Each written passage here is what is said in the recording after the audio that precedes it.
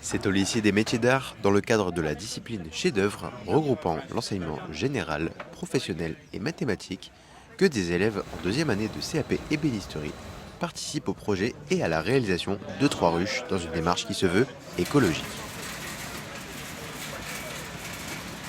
L'ensemble de ce travail autour des ruches de modèle varié a débuté au début de cette année scolaire, en septembre-octobre, et va se poursuivre jusqu'à la fin de cette année scolaire au mois de juin.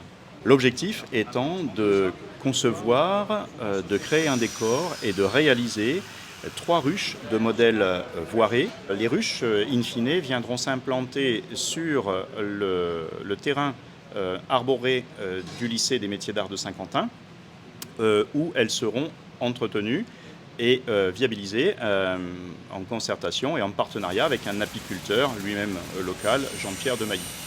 Régulièrement, je viens voir un peu l'avancée de travaux, enfin de la construction des ruches. Alors pourquoi ce type de ruche plutôt que la ruche d'Adam, c'est la ruche la plus utilisée à travers le monde, même en France. Il y a beaucoup de matériel autour de cette ruche pour l'extraction. Alors que là, je travaille avec un autre type de ruche qu'on appelle la ruche varée.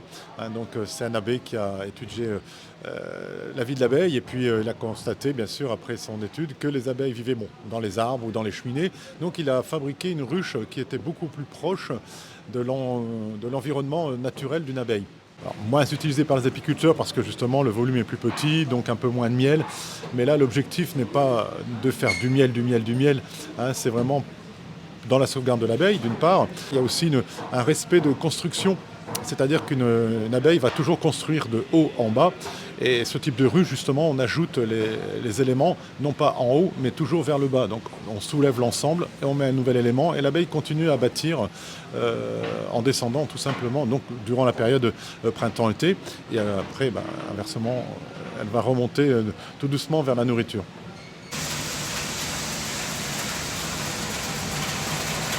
La totalité des assemblages constitutifs de ces ruches a été réfléchie pour œuvrer sans colle, sans produits chimiques, sans vernis, sans teinte, sans apport extérieur.